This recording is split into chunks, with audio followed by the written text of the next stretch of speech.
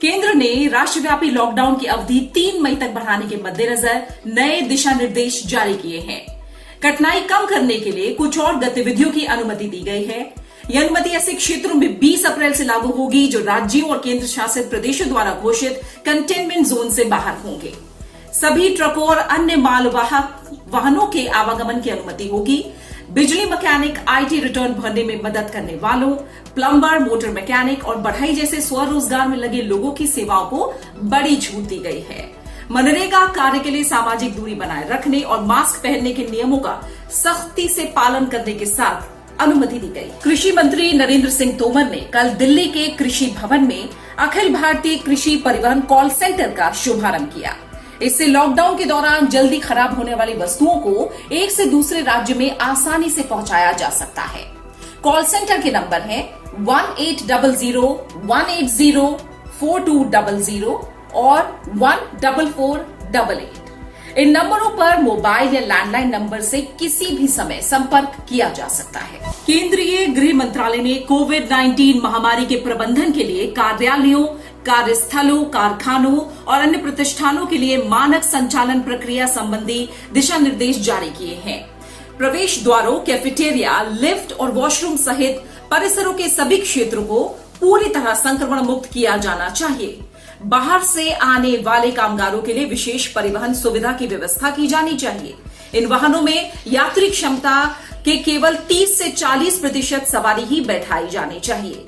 सभी नागरिकों, विशेष रूप से ऐसे ग्रामीण इलाकों जहां मेडिकल सैनिटाइजर उपलब्ध नहीं है, वहां सुरक्षित पेयजल आपूर्ति सुनिश्चित करने पर जोर दिया गया। देश भर में पिछले 24 घंटों के दौरान 1076 नए मामलों की पुष्टि के साथ कोविड-19 से संक्रमित लोगों की संख्या 11,439 हो गई है। 1,306 रोगी ठीक हुए हैं।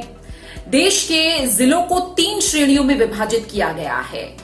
ये है हॉटस्पॉट जिले, नॉन हॉटस्पॉट जिले और ग्रीन जोन जिले। इस समय देश में 170 हॉटस्पॉट और 207 नॉन हॉटस्पॉट जिले हैं। सभी जिलों को समर्पित कोविड-19 अस्पताल, स्वास्थ्य केंद्र और कोविड केयर सेंटर स्थापित करने के लिए कहा गया है। सरकारी एजेंसियों ने देश में गेहूं की खरीद शुरू कर दी है। इस वर्ष बेमौसम वर्षा और ओलावृष्टि के बावजूद रबी के रिकॉर्ड उपज हुई है और किसानों को अपनी कृषि उत्पादों की बिक्री के लिए सरकारी खरीद एजेंसियों की मदद की आवश्यकता है।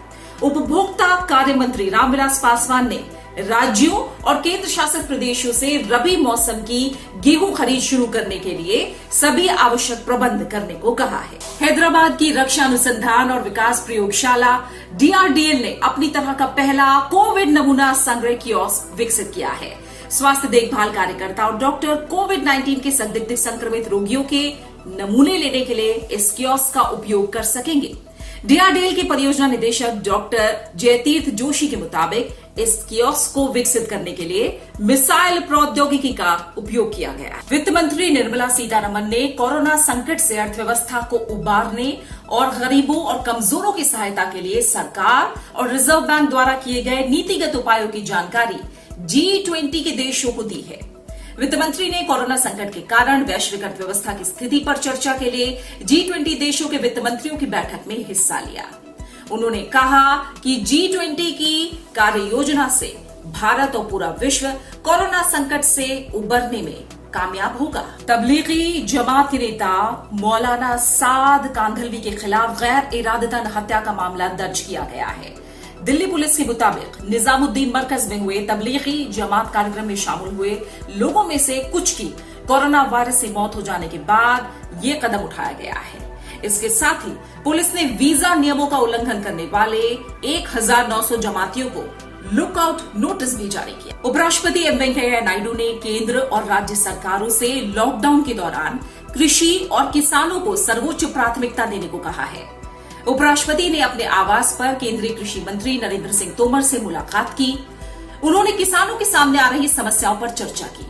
उन्होंने APMC एक्ट में संशोधन का सुझाव दिया, जिससे कृषि उत्पाद बिना मंडी गए सीधे किसानों से खरीदा जा सके।